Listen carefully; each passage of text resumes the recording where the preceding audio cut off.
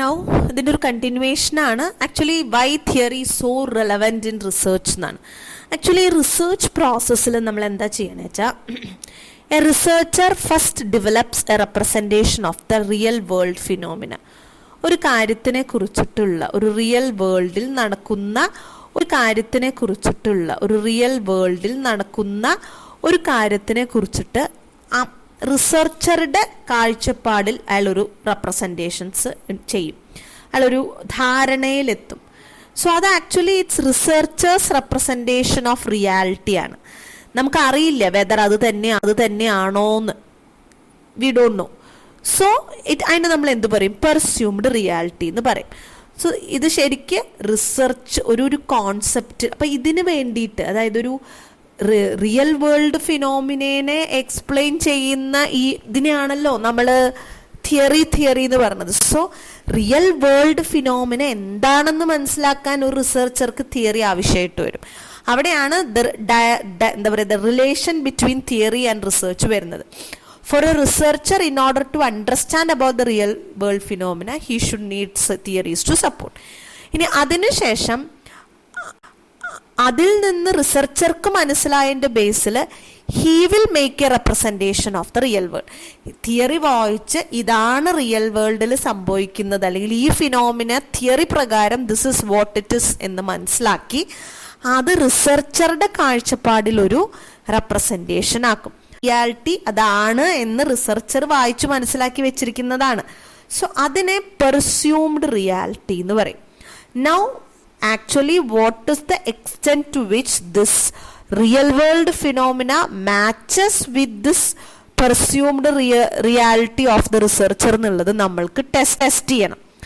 So അതിന് test ചെയ്യാൻ വേണ്ടിയിട്ട് നമുക്ക് യു ഹാവ് മെത്തേഡ്സ്. അതിനാണ് നമ്മൾ മെഷർമെന്റ്സ്, ഡാറ്റ അനലൈസ് ചെയ്തിട്ട് മറ്റ് റിസർച്ച് മെത്തഡോളജി നമ്മൾ യൂസ് ചെയ്യുന്നത് in order to check whether the presumed reality representation of the researcher is true with the actual real world phenomena representation എന്നാണ്. വൺസ് അങ്ങനെ ഒബ്സർവേഷനൊക്കെ നടത്തി കമ്പയർ ചെയ്ത് പ്രഡിക്ഷൻസ് നോക്കുമ്പോൾ either it adds one piece of valid belief or fact or knowledge to the body of entire knowledge. അപ്പോൾ നമ്മളൊരു ഇങ്ങനെ compare ചെയ്യുമ്പോൾ ചിലപ്പോൾ നമ്മളുടെ റിയൽ വേൾഡ് ഫിനോമിനയും നമ്മളുടെ പെർസ്യൂംഡ് റിയാലിറ്റിയും രണ്ടും വളരെ ഡിഫറെൻ്റ് ആയിരിക്കാം.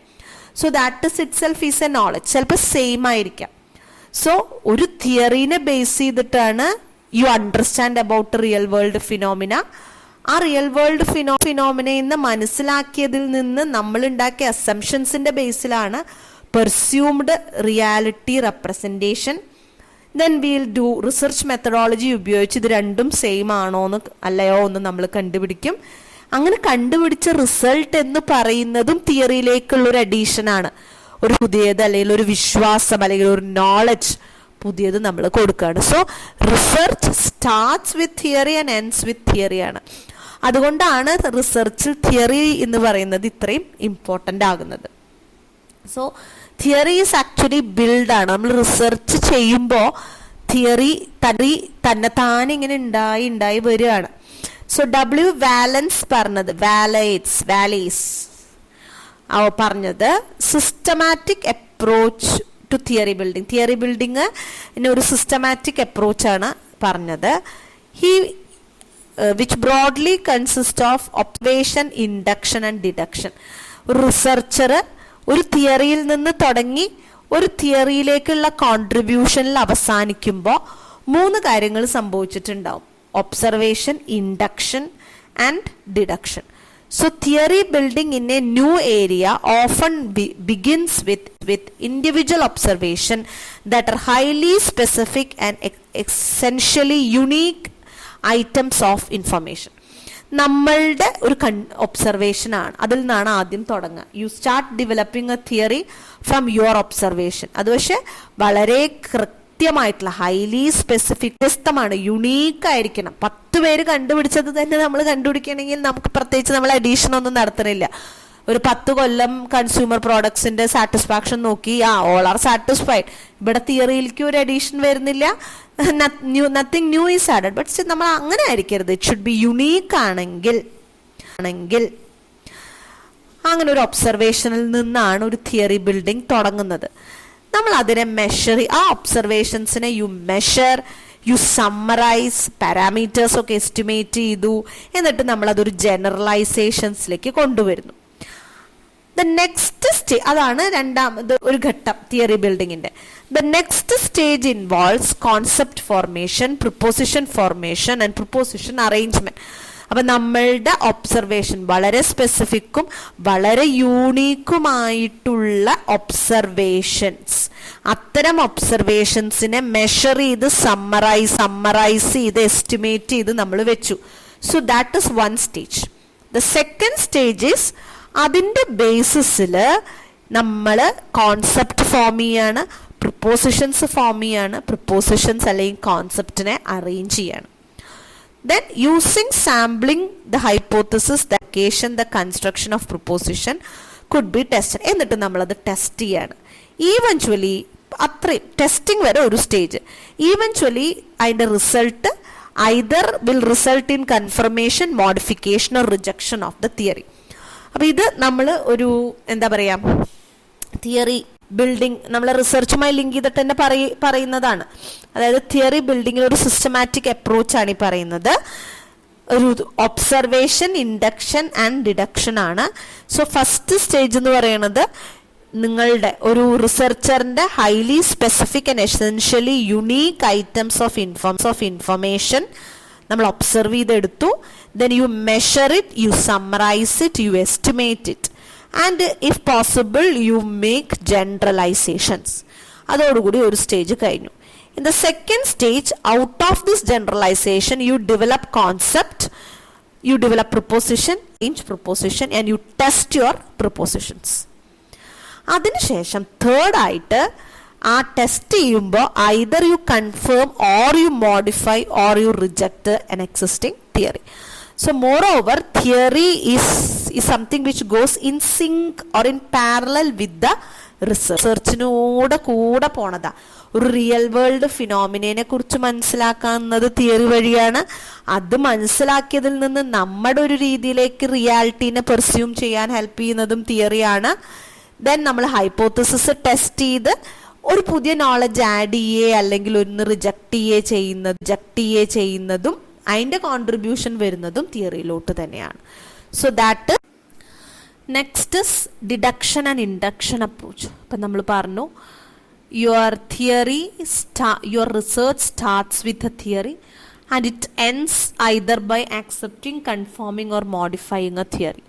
സോ ഇൻ ബിറ്റ്വീൻ കുറച്ച് കാര്യങ്ങളുണ്ട്. അതാണ് ഡിഡക്ഷൻ ആൻഡ് ഇൻഡക്ഷൻ എന്ന് പറയുന്നത്. You start from a theory and you end either confirming, modifying or rejecting a theory. That is actually what is happening in research ആണ്. So in between നമ്മൾ ഈ പറയുന്ന പോലെ കൺഫേമോ മോഡിഫൈയോ അല്ലെങ്കിൽ റിജക്റ്റോ ചെയ്യണമെങ്കിൽ നമുക്ക് ചില കാര്യങ്ങളുണ്ട്. അതിനെ നമ്മൾ 2 approaches, deduction and induction approach എന്ന് പറയും. So first is deduction. This is a top down approach, അല്ലെങ്കിൽ ഫ്രം ജനറൽ ടു സ്പെസിഫിക്. പൊതുവായ ചില പ്രിൻസിപ്പലിൽ നിന്ന് സ്പെസിഫിക് ആയിട്ടുള്ള ചില സെക്ഷനിലേക്ക് നമ്മൾ എത്തിച്ചേരുന്നതിനെയാണ് you call it as deduction. അപ്പോൾ here we start from a theory. ഒരു തിയറിയിൽ നിന്ന് തുടങ്ങും. Try to prove it right with the help of available information. Available ഇൻഫർമേഷൻ്റെ വെളിച്ചത്തിൽ അത് പ്രൂവ് ചെയ്യാൻ ഇറ്റ്സ് കറക്റ്റ് ആണെന്ന് പ്രൂവ് ചെയ്യാൻ ശ്രമിച്ചു മേ ബി നമ്മൾ അപ്ലൈ ചെയ്യുന്ന ഈ കണ്ടെക്സ്റ്റിൽ അത് ശരിയാണോ അല്ലെങ്കിൽ തെറ്റാണോ അല്ലെങ്കിൽ ചില മോഡിഫിക്കേഷൻസ് ഉണ്ടോ എന്ന് നമ്മൾ എത്തിച്ചേരും. അതിനാണ് നമ്മൾ ഡിഡക്ഷൻ എന്ന് പറയാം. അരിസ്റ്റോട്ടിൽ എന്ന വളരെ ഫേമസ് ആയിട്ടുള്ള ഒരു ഗ്രീക്ക് ഫിലോസഫർ ഉണ്ടായിരുന്നു. So he described deduction as drawing conclusions by applying rules or principles, logically moving from a general rule or a principle to a specific solution. അദ്ദേഹമാണ് ഡിഡക്ഷൻ്റെ ഒരു ഡെഫിനിഷൻ പറഞ്ഞിട്ടുള്ളത്. നമ്മൾ you start from certain general rules and principle, പിന്നെ logically ആ general rule or പ്രിൻസിപ്പിളിൽ നിന്ന് നമ്മളൊരു specific സിറ്റുവേഷനിൽ അത് അപ്ലൈ ചെയ്യുമ്പോൾ കിട്ടാവുന്ന സൊല്യൂഷനിലേക്ക് എത്തുകയാണ്. So deduction is regarded as reasoning from general to particular എന്നാണ്. സോ നമ്മളൊരു കൺക്ലൂഷനിൽ എത്തുന്നതിനാണ് ആക്ച്വലി ഡിഡക്ഷനും അപ്രോച്ചും ഇൻഡക്ഷൻ അപ്രോച്ചൊക്കെ അപ്രോച്ചസ് ആണ്. ഇൻ റിസർച്ച് നമ്മൾ കണ്ടുപിടിച്ചിട്ട് how do we reach conclusion എന്നതിലുള്ള അപ്രോച്ചാണത്. സോ ഇതിൽ ഡിഡക്ഷൻ നമ്മളിൽ കറക്റ്റായിട്ടുള്ള കൺക്ലൂഷനിൽ എത്തണമെങ്കിൽ the reasoning process of applying a generally accepted principle to a specific individual case അത് വാലിഡ് ആയിരിക്കണം. അതായത് ഡിഡക്ഷൻ കറക്റ്റ് ആണെങ്കിൽ നമ്മൾ for a deduction to be correct reason and conclusion must be true and valid. For example പറഞ്ഞാൽ നിങ്ങൾക്ക് മനസ്സിലാവും. ഇപ്പോൾ ഇത് പറയാണ്, all employees of Ratnam financial corporation can be trusted to observe ethical code. ഇതൊരു ജനറൽ ആണ്. രത്നം ഫിനാൻഷ്യൽ കോർപ്പറേഷൻ എന്ന് പറയുന്ന കമ്പനിയിലെ ആൾക്കാർ എത്തിക്കൽ ഓറിയന്റഡ് ആണ്. So that is a general principle. Rajeev is an employee of Ratnam financial corporation. Rajeev എന്ന് പറയുന്ന ഒരാൾ അവിടെ വർക്ക് ചെയ്യുന്ന ഒരു എംപ്ലോയി ആണ്. അതുകൊണ്ട് നമ്മൾ അതായത് അതൊരു രണ്ടാമത്തെ, അപ്പം അത് ഒരു ഇൻഡിവിജ്വൽ ഇതിലേക്ക് വന്നു. Okay, Rajeev can be trusted to observe the ethical code. അപ്പം നമ്മൾ കൺക്ലൂഡ് ചെയ്യാണ് അതുകൊണ്ട് Rajeev ethical code ethical code observe ചെയ്യുമെന്ന് നമ്മൾ കൺക്ലൂഡ് ചെയ്യാണ്.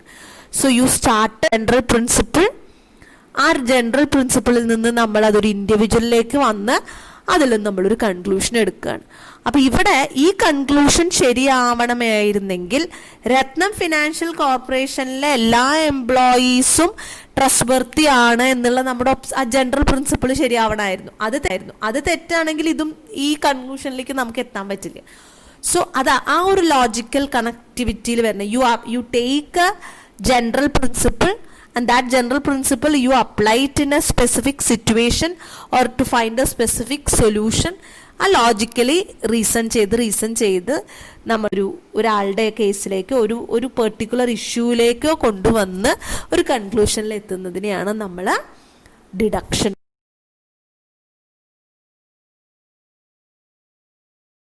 So next method of drawing conclusion എന്ന് പറയുന്നത് ഇൻഡക്ഷൻ ആണ്.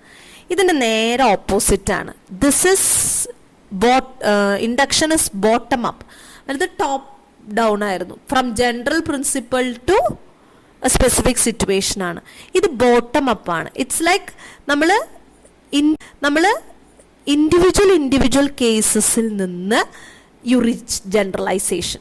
യുവർ ഇൻഡിവിജ്വൽ കേസിൽ നിന്ന് ഒബ്സർവ് ചെയ്തിട്ട് യു റീച്ച് ജനറലൈസേഷൻ ആണ് ഇൻഡക്ഷൻ മെത്തേഡിൻ്റെ പ്രത്യേകത. സോ ബോത്ത് രണ്ടും നമ്മൾ ചെയ്യുന്നത് ഇൻ ഓർഡർ ടു ഒരു കൺക്ലൂഷനിൽ എത്താൻ വേണ്ടിയിട്ടാണ്. പക്ഷേ ഇത് ചെയ്യുന്ന പ്രോസസ്സ് ഡിഫറെൻ്റ് ആണ്. മറ്റേതൊരു ഡിഡക്ഷൻ എന്ന് പറഞ്ഞാൽ from a general principle to a specific situation and a solution. Induction എന്ന് പറഞ്ഞു കഴിഞ്ഞാൽ ഫ്രം എ സ്പെസിഫിക് അല്ലെങ്കിൽ from many specific individual cases to generalisation ആണ്.